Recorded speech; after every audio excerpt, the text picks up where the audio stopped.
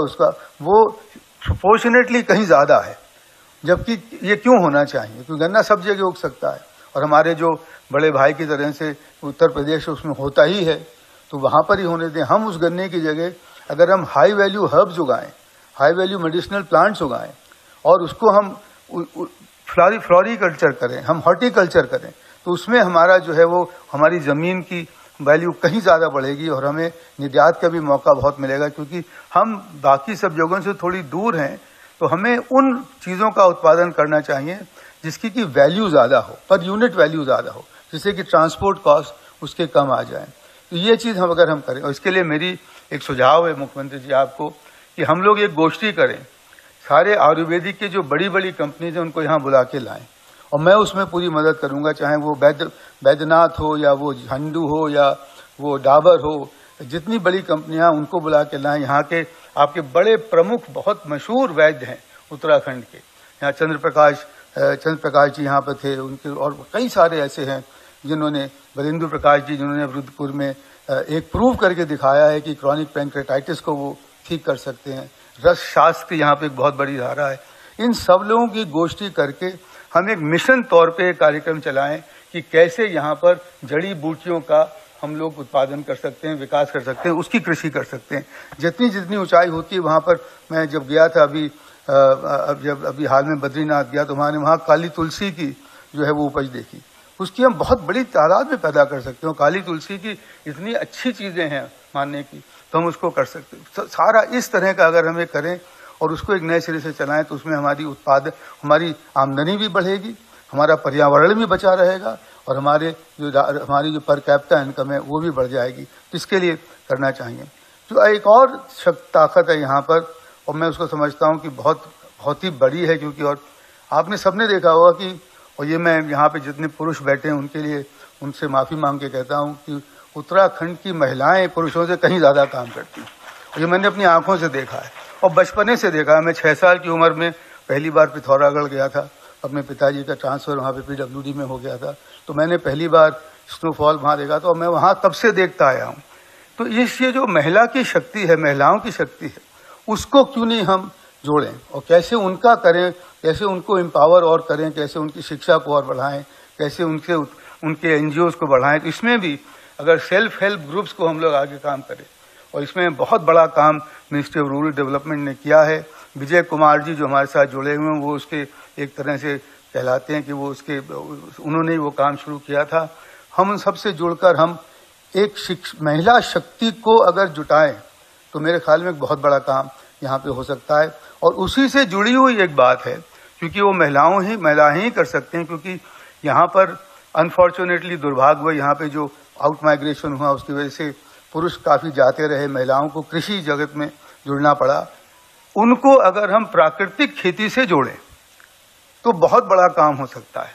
और प्राकृतिक खेती का नीति आयोग ने एक बहुत बड़ा अभियान 3 साल से चलाया हुआ है और हमारा ये मानना है कि रसायन मुक्त खेती, कंप्लीटली पूरी तरह से रसायन मुक्त खेती, जिसमें ना केमिकल फर्टिलाइजर लगे, न जिसमें वीडिसाइड लगे, न जिसमें पेस्टिसाइड लगे, उस रसायन मुक्त खेती को अगर हम इस राज्य में बढ़ाते हैं और महिलाओं के जरिए बढ़ाएं अगर, और उनके तरीके बढ़ाएं, तो मेरे ख्याल में एक बहुत बड़ा एक नया एक क्रांति हो जाएगी यहाँ पर। और इस जैविक खेती से, प्राकृतिक खेती से जो उत्पादन होगा उसका निर्यात से बहुत ज़्यादा आपको फायदा हो सकता है। उससे जो है वो आपकी आमदनी बहुत बढ़ सकती है और साथ में जाहिर है कि पर्यावरण बचेगा ही। और ये मैं इसलिए मैं कह रहा हूँ क्योंकि 11 राज्यों में अब चीज़ शुरू हो चुकी है ये। और अभी आपने देखा होगा कि जो अभी हाल में ये कृषि के कानून के ऊपर जो प्रधानमंत्री ने भाषण दिया, उसमें उन्होंने जीरो बजट फार्मिंग और प्राकृतिक खेती का जिक्र किया और ये कहा कि एक कमेटी बनेगी और जिसमें कि इसको और इसका जो है वो इसको और प्राथमिकता दी जाएगी, इसको और प्रोत्साहन दिया जाएगा। तो मेरी वाकई ये मेरा एक सुझाव है, एक बड़ी अच्छी तरह जोर दे के मैं सुझाव देना चाहता हूँ कि उत्तराखंड को अपने आप को एक हरित प्रांत को डिक्लेयर करते हुए उसमें प्राकृतिक खेती को आगे बढ़ाने का काम कल से शुरू कर देना चाहिए, क्योंकि ये बहुत बड़ी बात हो जाएगी। और इसलिए काम, और इसमें मैंने जैसे कहा पहले कि इसमें महिलाएं जुट पाएंगी और उससे बहुत बड़ा काम हो जाएगा। कुछ एक चीज़ें ऐसी हैं जो मैं से ज़्यादा टाइम ना लेकर कहना चाहता हूं कि कुछ जिसको मैं कहता हूं कि जो कमज़ोरियां हैं जो हम लोगों को जाहिर हैं उसके बारे में आपसे जिक्र करना चाहता हूं, क्योंकि उसको हम लोगों को एड्रेस करना, उस पर नज़र डालना बहुत ज़रूरी है। पहली चीज़ तो यह है कि यहाँ पर हमारे देखिए उत्तराखंड से ही गंगा यमुना शुरू होती है, और अगर उत्तराखंड में उन जो हमारे जो स्ट्रीम्स हैं, जो झरने हैं, जो छोटी छोटी नदियां हैं, उनमें रुकावट अगर आ गई तो आखिर में वो रुकावट वहां तक जाएगी और उनमें पानी आना बंद हो जाएगा। आज यमुना की हालत जो दिल्ली में है वो हम सब जानते हैं।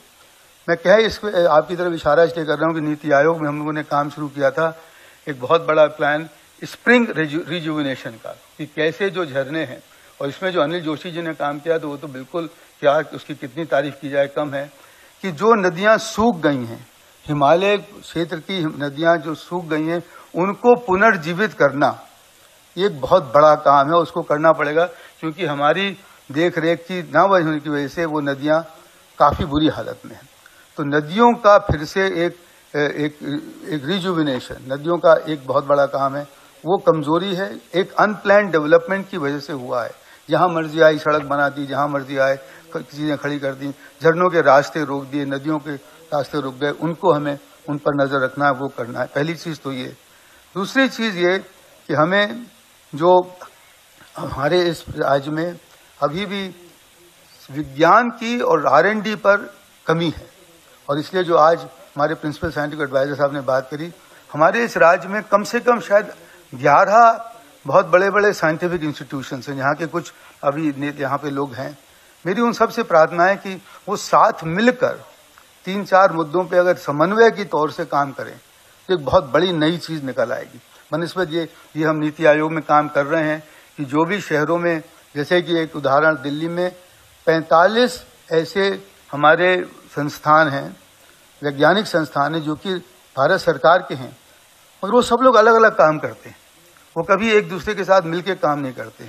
अगर हम लोग वो साथ में काम करें तो एक बहुत बड़ी चीज हो जाएगी वहां पर। और आखिरी चीज जो मैं कहना चाहता हूं वो ये, और वो मैं सारे अपने जो हमारे वरिष्ठ अधिकारी बैठे हैं उनकी तरफ इशारा करके करना चाहता हूं।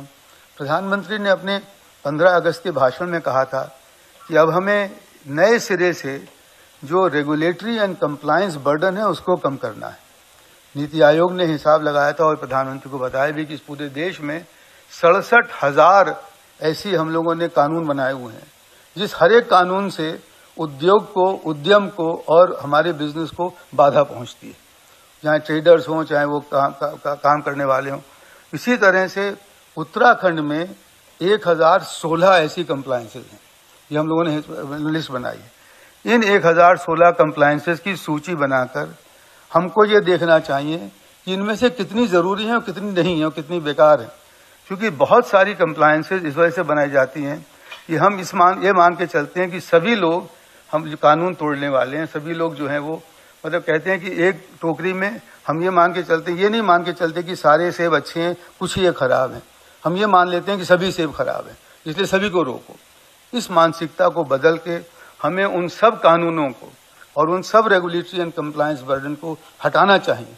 ये प्रधानमंत्री का आग्रह है, ये मैं हर राज्य में कर रहा हूँ।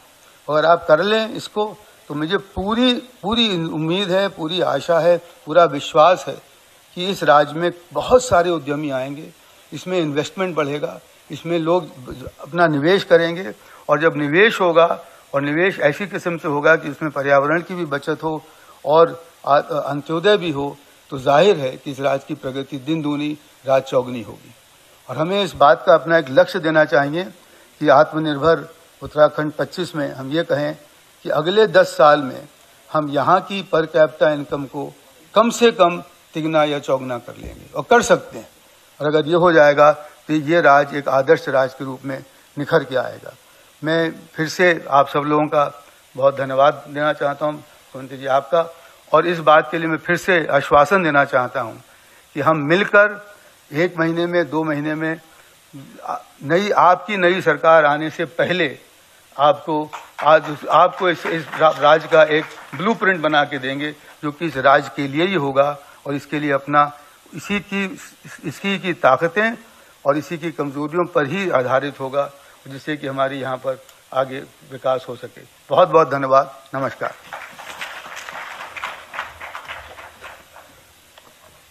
आपका बहुत बहुत धन्यवाद सर। राह संघर्ष की जो चलता है वही संसार को बदलता है, जिसने रातों से जंग जीती है आखिर सूर्य बनकर वही चमकता है। और इन्हीं पंक्तियों के साथ मैं आमंत्रित करना चाहूंगी उत्तराखंड के यशस्वी युवा मुख्यमंत्री श्री पुष्कर सिंह धामी जी को अपने संबोधन के लिए। एक बार जोरदार तालियां सबका।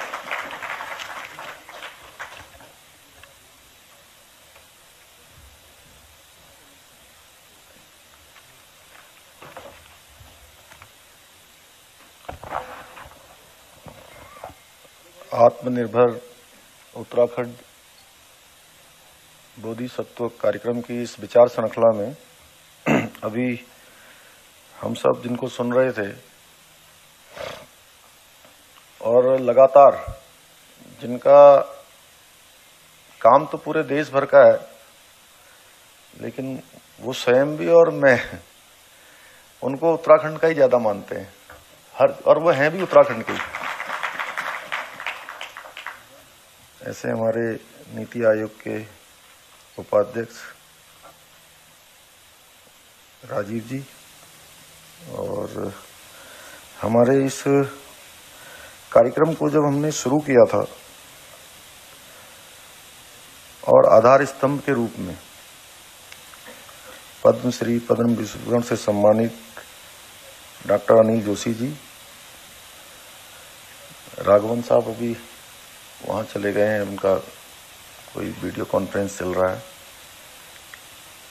मंच पर उपस्थित श्री आनंद वर्धन जी और हमारे इस कार्यक्रम के संयोजक के नाते प्रोफेसर दुर्गेश पंत जी,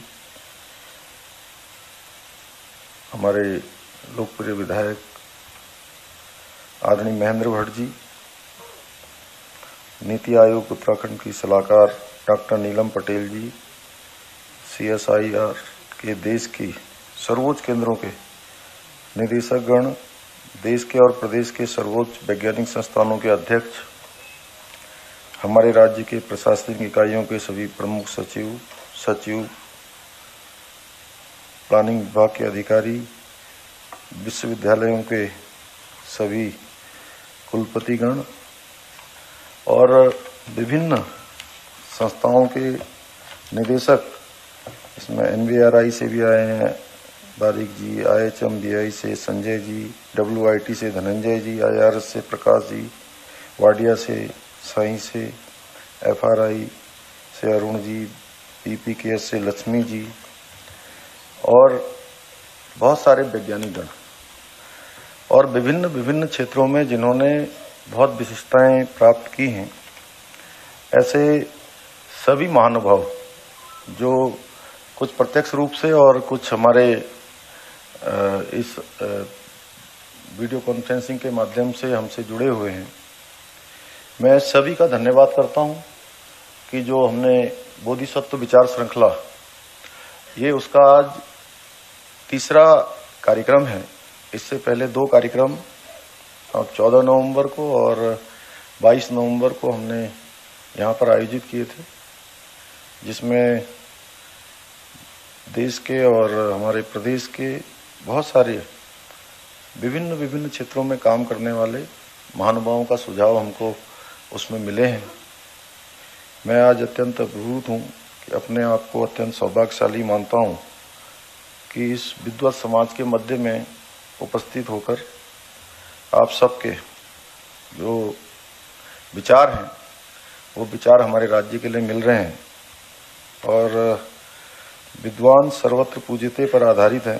आज पूरे देश से संपूर्ण उत्तराखंड में श्रेष्ठ वैज्ञानिकों के विचार व मनीषियों का समागम हुआ है। इस विहंगम विमर्श समागम में मैं सभी का हृदय से स्वागत भी करता हूं। और सच बताऊं तो मैं राजीव जी मंच पर हैं और मैं उनको अपना अभिभावक भी मानता हूं। उसके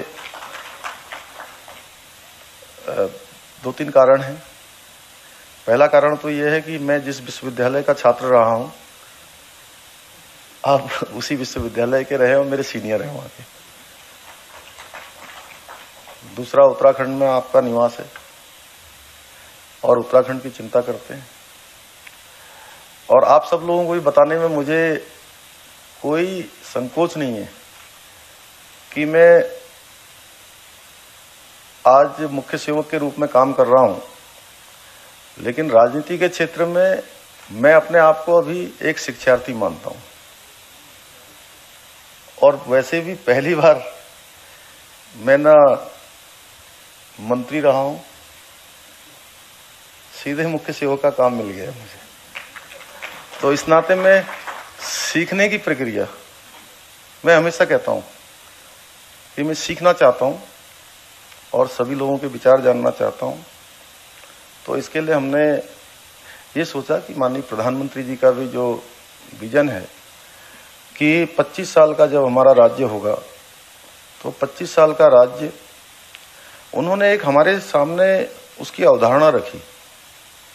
जब वो ऋषिकेश आए थे तो उन्होंने कहा कि 25 साल का जब उत्तराखंड होगा, अभी 21 साल का उत्तराखंड है, बहुत सारे अनुभव लिए हुए हैं, साथ में बहुत सारी चीजें छूटी हुई हैं, बहुत सारी चीजें साथ चल रही हैं। और जब 25 साल का होगा तो हर दृष्टि से, उन्होंने कहा, वो केंद्र की सरकार जिसका आप यहाँ पर हमको सारा मार्गदर्शन दे ही रहे हैं, आपके निर्देशन में सब काम चल ही रहे हैं, तो दोनों सरकार मिलके, यहाँ की सरकार भी और वहाँ की सरकार भी, उत्तराखंड देश के श्रेष्ठतम राज्यों में से एक राज्य हो हर दृष्टि से। तो उसके लिए हम सबको काम करना है। तो इसीलिए हमने ये बोधिसत्व की, जिसमें सबके विचार आए, सारे वैज्ञानिकों के आए, सारे विभिन्न क्षेत्रों में काम करने के आए। ऐसा नहीं है कि ये कोई एक, हमने औपचारिक रूप से इसको नहीं किया है। हम चाहते हैं कि इसमें सबकी सहभागिता हो। आप सबके बीच में, जैसा आदरणीय जोशी जी ने बहुत सारे विषयों पर लगातार आप काम कर रहे हैं, लगातार आपका जो काम है हिमालय को बचाने के लिए, पर्यावरण को बचाने के लिए, बहुत सिस्टम तरीके से चल रहा है। उसी प्रकार से चाहे रोजगार की बात हो, चाहे हमारे पलायन की बात हो, वो सब हमारा क्या है कि भौगोलिक परिस्थितियों का बड़ा अलग अलग वो है। यहाँ पर बहुत सारी भौगोलिक परिस्थितियां हमारी अलग हैं। हर साल यहाँ पर कोई न कोई ऐसा डिजास्टर आता है जिसके कारण से हम बहुत आगे जाते हैं, फिर हम पीछे आ जाते हैं। तो हम उससे कैसे उसका सामना करें, कैसे हम अधिकतम अपना प्रिकॉशन लें, कैसे उसकी तैयारी करें, उसके लिए अभी आदरणीय राजीव जी ने ही कहा, और मैं भी आपसे अनुरोध करता हूं कि एक कोई ऐसा केंद्र जो आपदा प्रबंधन से हो, जलवायु से हो, वो हिमालयन राज्यों के लिए हो, हिमालय को बचाने के लिए हो, या इस राज्य के लिए हो। प्राथमिकता होगी कि हमारे राज्य में है, लेकिन वो पूरे देश के काम आए, हिमालयन राज्यों के साथ पूरे देश के लिए काम आए। वैसा ही केंद्र अवश्य यहाँ पर स्थापित होना चाहिए। और इस बार की जो हमारी आपदा आई थी अभी 18 और 19 अक्टूबर को, उसमें मौसम विभाग ने, जो मौसम का केंद्र होता है, उन्होंने हमको एक दिन पहले हमको सूचित किया था कि बड़ी आपदा आने वाली है। और मैं उस दिन अयोध्या में था, तो प्रातःकाल 17 तारीख को मैंने एक अपना वीडियो संदेश जारी किया, और आकर सभी हमने, हमारे चीफ सेक्रेटरी समेत सारे लोगों ने यहाँ पर हमने तुरंत समीक्षा करी। सभी जिलाधिकारियों को, सभी हमारे प्रशासनिक अधिकारियों को हमने कहा कि एक दिन के लिए यात्रा रोक दीजिए, और यात्रा रोकी गई, स्कूल बंद कर दिए गए। उसका परिणाम ये हुआ कि इतनी बड़ी वृष्टि हुई, और बड़ी वृष्टि होने के बावजूद भी 1 लाख से भी अधिक लोग उस दिन उत्तराखंड के अंदर थे, और एक भी कैजुअल्टी नहीं हुई, एक भी कैजुअल्टी नहीं हुई। क्योंकि जितने लोग फंसे हुए थे, रास्ते बंद हो गए थे, उसमें हमको बहुत नुकसान भी हुआ। हमारे पुल टूट गए, हमारे मकान बह गए, बड़ी सड़कें बह गई जो अभी भी नहीं जुड़ पाई हैं। अभी भी उन पर काम चल रहा है। और चूंकि हमने केंद्र की टीम भी आई थी, माननीय प्रधानमंत्री जी का भी मैं धन्यवाद करना चाहता हूं कि उन्होंने तत्काल दूरभाष पर मुझे बताया कि किसी भी प्रकार की जो आवश्यकता है वो हर संभव सहायता के लिए हम तैयार हैं। और मैंने प्रधानमंत्री जी से उस समय अनुरोध किया कि हमारे यहाँ पर बहुत सारे लोग ऐसे स्थानों पर फंस गए हैं जिनको इस सामान्य हेलीकॉप्टरों से या उससे रेस्क्यू नहीं किया जा सकता है। तो उन्होंने 3 सेना के हेलीकॉप्टर यहाँ पर तत्काल भेज दिए, जिससे कम से कम 500 लोगों का हम जीवन बचा पाए। अगले दिन गृह मंत्री जी का भी रहा कि उन्होंने भी सीधे सारे अपने प्रोग्राम छोड़ के उन्होंने यहाँ पर दौरे किए। इसके कारण से पूरे राज्य में सारी जगह का सर्वेक्षण हुआ। एक टीम भी आई है भारत सरकार की, उस टीम ने भी अपना आकलन किया है और वो क्षति वगैरह हुई है उसमें भी मेरा आपसे अनुरोध है कि जल्दी से हमारे पुनर्निर्माण के कार्य चल रहे हैं तो वो काम भी हमारे चल जाएं। और बहुत सारे क्षेत्रों में हम लोग ऑलरेडी सरकार काम कर रही है, लेकिन हम चाहते हैं कि नीचे से नीचे जो समाज के अंतिम छोर में खड़े हुए हैं, यानी कि बिल्कुल जो दूर हैं अभी, उनके लिए हम कैसे योजना बना सकते हैं। मैं अभी पिछले दिनों अपने गांव गया था, तो गांव गया, इतना सुंदर पहाड़ पूरा, मैं धूप में थोड़ी देर बैठा बाहर अपनी माँ के साथ, गांव के लोगों के साथ, तो मेरे मन में एक ही विचार आ रहा था कि इतना सुंदर है, इतनी सारी प्राकृतिक हमारे पास संपदाएं हैं, नदी, नदियां, वन, पर्वत, सबसे हम आच्छादित हैं। अब लेकिन मैं यही सोच रहा था, आपसे बताऊं कि अब यहां पर जो लड़का पढ़ेगा लिखेगा, अब वो यहां रुकेगा कैसे? ये प्रश्न मेरे मन में आया कि वो कैसे रुकेगा। 12 नवंबर को, अभी इसी महीने, कलानी छीना ब्लॉक में पिथौरागढ़ में, ये कैसे रुकेगा? और मैंने वहां कुछ गांव के लोग आए हुए थे, तो गांव के लोगों से मैंने पूछा, मैंने कहा भाई यहां पर हम क्या कर सकते हैं बताओ। तो उन्होंने कहा साहब आप जो है इतना सारा रॉ मटेरियल है, इसका कोई कारखाना लगवा दीजिए। मैंने कहा कारखाने सब जगह तो लग नहीं पाएंगे, कारखाने सब जगह नहीं लग सकते हैं। फिर उन्होंने कहा कि यहाँ पर माल्टे होते हैं, दूसरे फल होते हैं, अखरोट होते हैं, यहाँ पर हल्दी होती है, खेतों में जो है आलू होते हैं, इसको कैसे बढ़ावा दिया जा सकता है। तो मतलब कुल मिला के मैं एक उदाहरण दे रहा हूं आपको, एक उदाहरण इसलिए कि ये आदरणीय राजीव जी आए हैं, अनिल जोशी जी लगातार प्रयास करते हैं, मेरे को भी आप सब लोगों के बीच में से ध्वजवाहक का काम दे रखा है। तो ये यात्रा कोई ऐसा नहीं कि हम ही लोगों की यात्रा है, हमारे कोई वैज्ञानिक लोग बैठे हैं, कोई कुलपति बैठे हैं, कोई निदेशक बैठे हैं, प्रशासनिक अधिकारी बैठे हैं, सबका अपना अपना कालखंड है, सब लोग अपना अपना कुछ ना कुछ काम कर रहे हैं, अपने अपने क्षेत्रों में बड़ा अच्छा काम कर रहे हैं। लेकिन उन क्षेत्रों में से भी एक अलग प्रकार का काम यह है कि हम अपना क्या दे सकते हैं इसमें से निकालकर। कुछ हम एक्स्ट्रा दे सकते हैं, कुछ और कर सकते हैं। जैसे कहते हैं कि अपने लिए तो हर कोई जीता है, उस जीने में से भी हम और क्या निकाल सकते हैं। तो उसमें निश्चित रूप से काम करने की आवश्यकता है और हिमालय को बचाने के लिए भी हम सबको आगे आना होगा, उसके लिए भी हमको काम करना होगा। किसी ने ठीक ही कहा है, जो भी बाधाएं आई उन सबसे ही लड़ा हिमालय, इसलिए तो दुनिया भर में हुआ सभी से बड़ा हिमालय। तो इस क्षेत्र में हम सब लोग काम करेंगे तो ये बोधिसत्व कार्यक्रम ये हम सबका है, ये हमारी सबकी सामूहिक यात्रा है। क्यों सुधांशु जी? तो ये सामूहिक यात्रा है, ये किसी की व्यक्तिगत यात्रा नहीं है। सुरेखा जी तो पहले से करती है, हमारे कुलपति जी करते हैं, सब लोग लगे रहते हैं। तो इस सामूहिक यात्रा को हम लोगों ने आगे पहुंचाना है। अब मैं पिछले दिनों आनंद वर्धन जी हमारे सब करते ही हैं, सब सरकार में सब चीज देखते हैं। तो अब मैं ही इनसे सोच रहा था, इनसे भी कह रहा था और वैसे भी सोच रहा था। अब बार बार आता है, मैं मुख्यमंत्री भी हूँ, वित्त मंत्री भी हूँ, कि आज यहाँ इतना पैसा देना है, वहाँ इतना पैसा देना है। फिर हम लोग जोड़ते रहते हैं कि इसको ये घोषणा कराएंगे, इसका पैसा आएगा कि नहीं आएगा साहब, कहाँ से पैसा मिलेगा। तो मैंने सोचा कि जो है हम खर्च करने की बात तो करते हैं, लेकिन पैसा निकलेगा कहाँ से, यानी कि जनरेशन कहाँ से होगा। तो उस दिशा में भी हम सभी को सोचना है।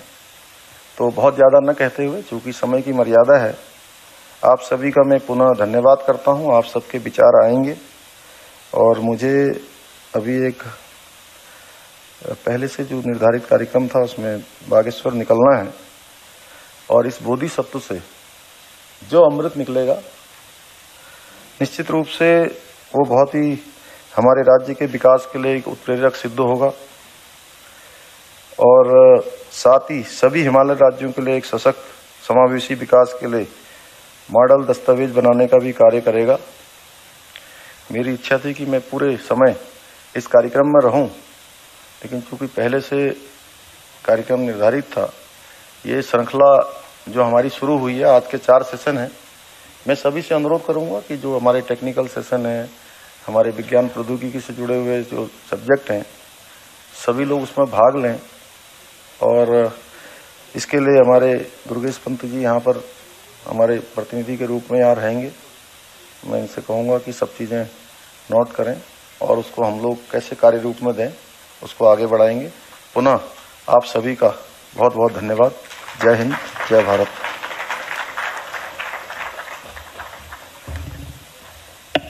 आपका बहुत बहुत धन्यवाद सर। वास्तव में उत्तराखंड के यशस्वी मुख्यमंत्री हैं माननीय श्री पुष्कर सिंह धामी, जिन्होंने सबका साथ, सबका विकास, सबका विश्वास और सबका प्रयास की बागडोर है थामी। कार्यक्रम को आगे बढ़ाते हुए मैं अनुरोध करूंगी श्रीमती दिव्येंद्र से कि वो आगे आके स्मृति चिन्ह लेकर आ जाएं। मैं अनुरोध करूंगी माननीय मुख्यमंत्री उत्तराखंड श्री पुष्कर सिंह धामी जी से कि वे डॉक्टर राजीव कुमार, माननीय उपाध्यक्ष नीति आयोग जी को स्मृति चिन्ह भेंट करके उनका हमारे इस समिट में आने का धन्यवाद करें। आप देवेश्वरी, आप यहाँ आ जाइए, आगे से आ जाइए।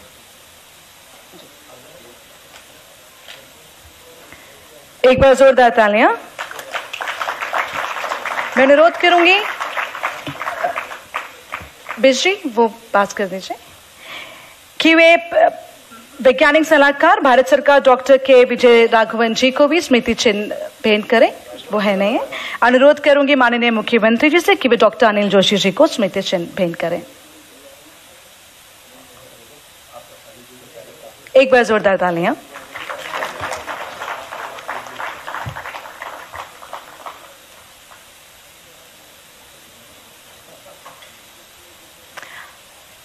कार्यक्रम को आगे बढ़ाते हुए इनॉग्रल सेशन के अंतिम चरण पे हम पहुंच गए हैं और धन्यवाद ज्ञापन हेतु मैं आमंत्रित करना चाहूंगी अपर सचिव नियोजन मेजर योगेंद्र यादव जी को।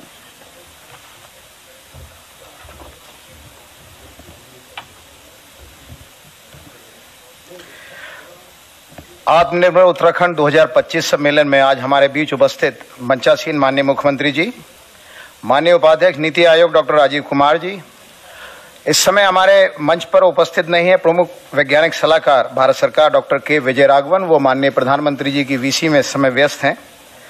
अपर मुख्य सचिव माननीय मुख्यमंत्री जी श्री आनंद वर्धन जी व पद्म भूषण डॉक्टर अनिल जोशी जी, प्रदेश व बाहर से आए हमारे विभिन्न विषय विशेषज्ञ, वाइस चांसलर, अधिकारीगण, सिविल सोसाइटी के हमारे गणमान्य अतिथि व मीडिया के आए हमारे सभी साथीगण, आत्मनिर्भर उत्तराखंड 2025 के रोड मैप तैयार करने हेतु जो अनूठी पहल हमारे मुख्यमंत्री जी ने आज की है, उसी बोधिसत्व विचार श्रृंखला में आज महत्वपूर्ण कड़ी जुड़ने जा रही है, जिसके लिए हम सभी माननीय मुख्यमंत्री जी का आभार व्यक्त करते हैं। माननीय उपाध्यक्ष नीति आयोग, जिनका स्नेह और आशीर्वाद उत्तराखंड राज्य को हमेशा प्राप्त होता रहा है, और वह आज इस महत्वपूर्ण विचार विमर्श हेतु आज ही सुबह दिल्ली से अपने सहयोगी सलाहकारों के साथ हमारे बीच पधारे हैं। हम उनका आभार व्यक्त करते हैं और धन्यवाद ज्ञापित करते हैं। अपने व्यस्त कार्यक्रम के से समय निकालकर हमारे बीच में आए, आज की श्रृंखला में उपस्थित तो मंच पे नहीं है, लेकिन हमारे प्रमुख वैज्ञानिक सलाहकार डॉक्टर के विजय राघवन का भी हम आभार प्रकट करते हैं कि वे हमको अपने महत्वपूर्ण इनपुट से लाभान्वित करेंगे। हमारे बीच पर्यावरणविद पद्म भूषण डॉक्टर अनिल जोशी भी उपस्थित हैं, जो देहरादून में रहकर संपूर्ण देश से उत्तराखंड के विकास के लिए नवीन विचारों का आदान प्रदान करने के लिए